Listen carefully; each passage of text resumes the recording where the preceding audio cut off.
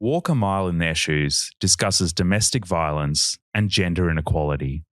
Some of these themes could be triggering for some listeners. Check the 1-800-RESPECT website at 1800respect.org.au for a list of support services. This podcast was recorded on what always was and always will be Aboriginal land. When someone's a victim, don't tell them to rise above. Whatever we lost through mum, I feel like we get it back through Yar Next Door. Prime Minister or whatever, we've all got to be aware of domestic violence can happen to us so easy and so quickly. Welcome to Walk a Mile in Their Shoes, a podcast series supporting the AFL Carlton Respects program. We'll tell the stories of those who've experienced or been victims of gender inequality and domestic violence. What you hear might be heavy at times, but we'd encourage you to put yourselves in the shoes of our guests and learn about what we can do together to tackle gender inequality. My name's Tarang Chawla. I'm a Carlton Respects ambassador and I'm the host of Walk a Mile in Their Shoes.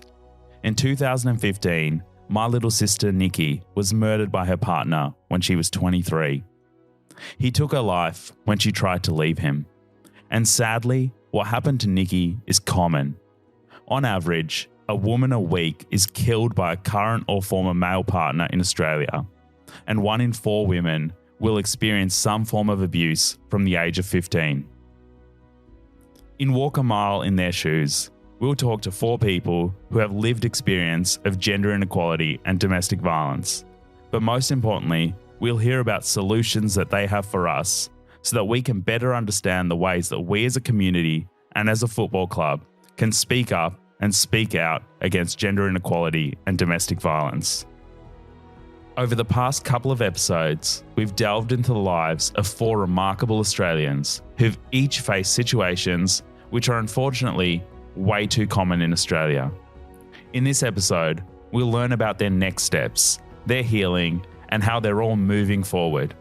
Taking an event that's caused so much pain in your life and then being able to turn that pain into a way to bring awareness to the effects of gender inequality and domestic violence is something that each of our guests have done. And they don't owe that to anyone, so it's up to us to listen and learn from them.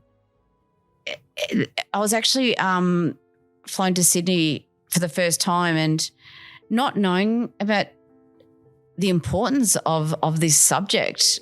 And I spoke up, and it wasn't until you get the people coming up to you and saying, you know, you're so brave, you know, this, and you take it all in and you think, wow, you know, I've got my own children that I need to speak up for now if it's that ripple effect type of thing. And to be honest, Tarang, it's just I've realised the importance of domestic violence, and as we sit here, you know, 20 women have lost their lives and 18 children, and I want to stop that bicycle wheel. I want to protect our next generations coming through. You know, we've all got sisters and aunties and daughters and nieces, and I just want to help that next person. Has speaking out helped you? Absolutely, and it's like it, even, you know, chatting here today, I'll lose 10 kilos because we're putting it out there for other people to listen and jump on this journey, you know, with us both to help stop what's going on in our nation. And one of the things that you've both done in speaking out is Yar Next Door. Tell us about that. Well, that was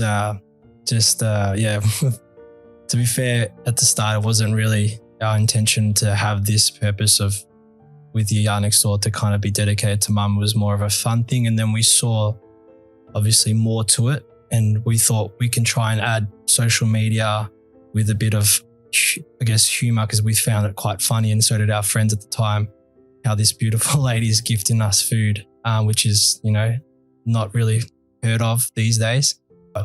Obviously a great cause in domestic violence to kind of raise that awareness and platform with the big community now that we have. And we just want to try and really shake that up, really. And be a different organization to what all the other ones are doing, which they're all doing amazing work. But we're trying to really target the younger demographic and make an impact with the power of social media. Knowing and having the confidence and comfort that men will speak out, that they will call out bad language, gender bias, bullying, harassment, is huge. You don't have to sort of internally hope and pray that someone might speak up anymore. So as much as it's evolved, it still warms my heart when I see it. And seeing a football club like Carlton initiating something like this and the support that it receives from everyone within the club, but also within the sporting community, is huge.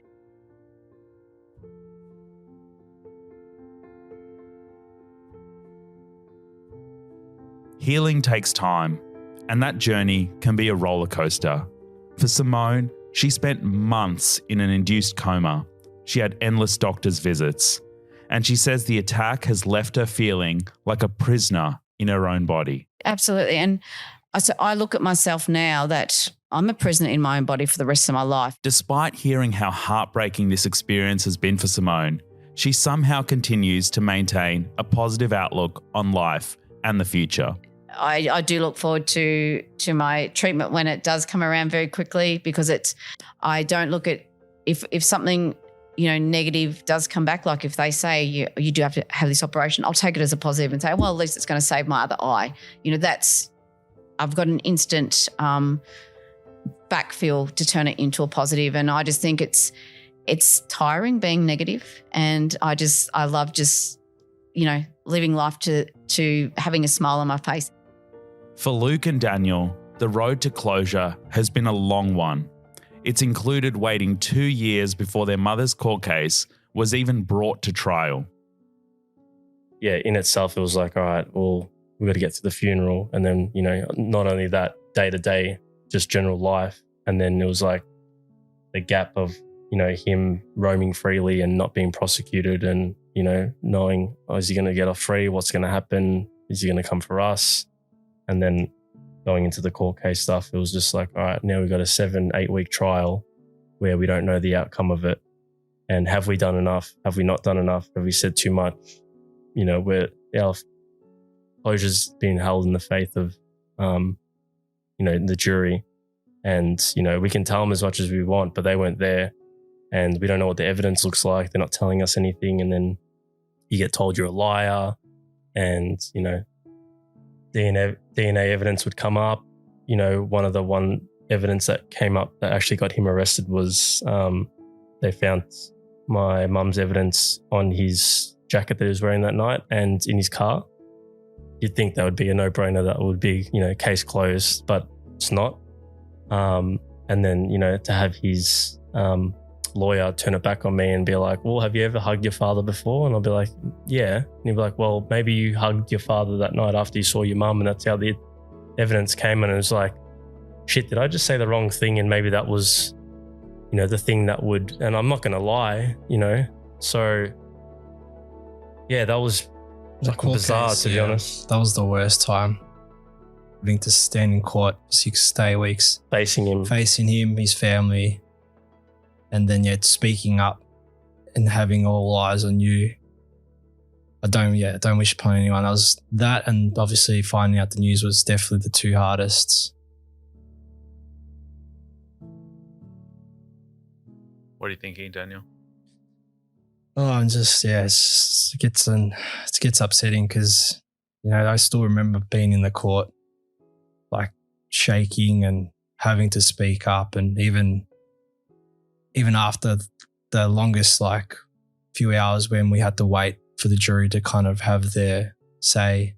And I just remember prancing up and down the corridor 100 times, listening to music to try and calm me down. And then when we heard the news, everyone I didn't even say anything, but I remember everyone around me were screaming and cheering, because obviously we heard the news that, he's been convicted. So yeah, it was just one of those times where you'll never get that memory out of your head or feeling.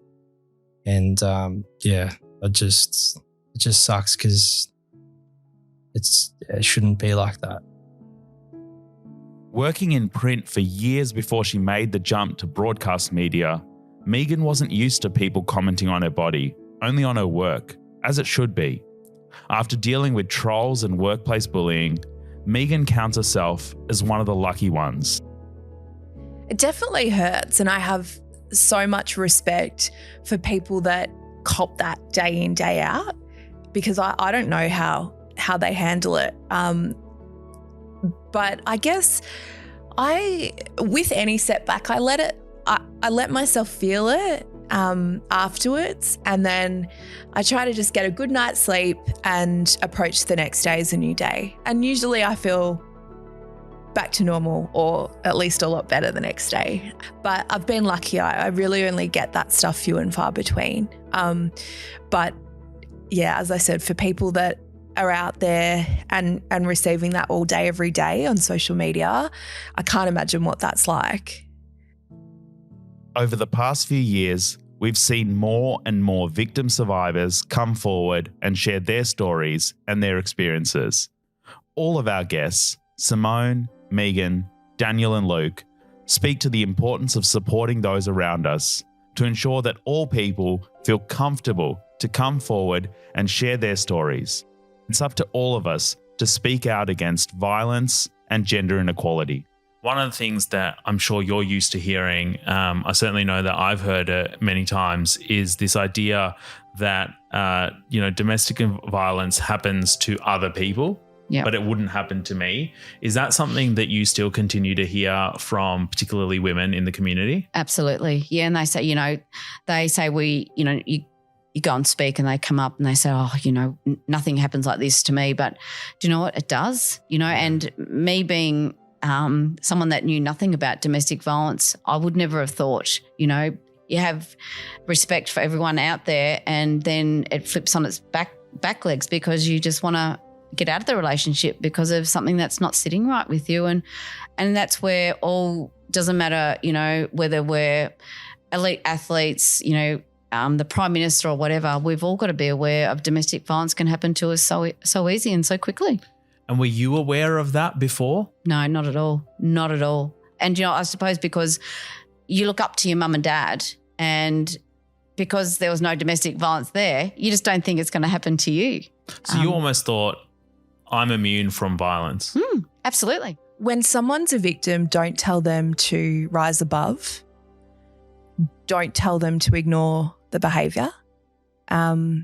Think in my time there, as I said, I was there nearly 10 years, maybe 2 other females worked in the overall sports department. So, now that rings alarm bells for me. At the time, I knew that, it'd just been me for a long time. But, and I think when things are dealt with in terms of warnings and HR, that's serious. So, don't tell victims to be the bigger person. It's been something where, as much as people reach out to us and say, the work you guys are doing amazing, you guys give us so much support, and, or I'm going through domestic violence or whatnot, whatever we give other people in that love and support, we get back. But whatever we lost through mum, I feel like we get it back through Yard Next Door, because we've got so much support through the page, so much love, people sending us things and just having kind words and reaching out to us as well too. And it makes, we take one day at a time, but, each day is different.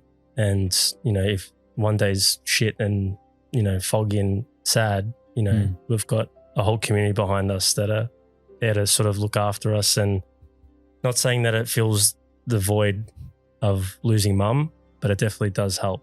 While their relationship with Yaya and running Yaya Next Door have had a positive outlook for Daniel and Luke, sometimes that can have a different effect as well. But how do you face up to every day knowing that you do this because, in some small way, because of what happened to mum? Something I thought about multiple times when the book came out was I didn't realize all the stuff that would bring up, firstly, and then also to holding it and being like, this is awesome, this is great, but I wish this thing didn't exist in a way. But then, that's a thought that I'd quickly overturn because, I'd realize Mum's legacy and what we're doing here and the bigger picture. And, we are using our story for power. So that's what we're going to keep continuing doing. But it is not all just glory and glamour. But in spite of all of that, they always have Yaya. No, I've said this many times, she doesn't see what the fuss is all about, just cooking for her 2 grandkids, as she likes to call us. She just, because being obviously, Wog heritage, I guess, we all love food and that's how we all brought together. So she's just looking out for us as Mum would for her. She's getting a bit of the stardom to her head though at the moment because obviously the book's doing well. She's getting a lot of free extra stuff with people supplying some groceries and so forth. But yeah, she's still humble. She's still funny, and she hasn't let it get to us. Well, with yet. cost of living, is she asking for more lettuce than she normally would? Well, she grows her own so lettuce, she's so smart. she's sitting on a gold mine. Oh, God. But yeah, she definitely does enjoy like prancing around the market with her next door tote bag, and she's got an apron and stuff like that. And even at the church, all the girls at church, they were talking about the book and the priest was blessing it and all that kind of stuff. So it's pretty funny in that perspective. And she's got asked a few times to sign some books too. So she's a bit of a celebrity now. Yeah. And she doesn't like giving her actual autograph out. She wants Yaya instead. So. Yeah, of course. You never know who's going to plagiarize that. Yeah, that's it. When we asked all of our guests what their next mile looked like, this is what they had to share with us. Proving that I was the brink of death. The children had to come and say goodbye to me to run the world's biggest marathon for us, women and children here in Australia, setting, I suppose, high standards and achieving them, that we can do anything, and setting high standards of, not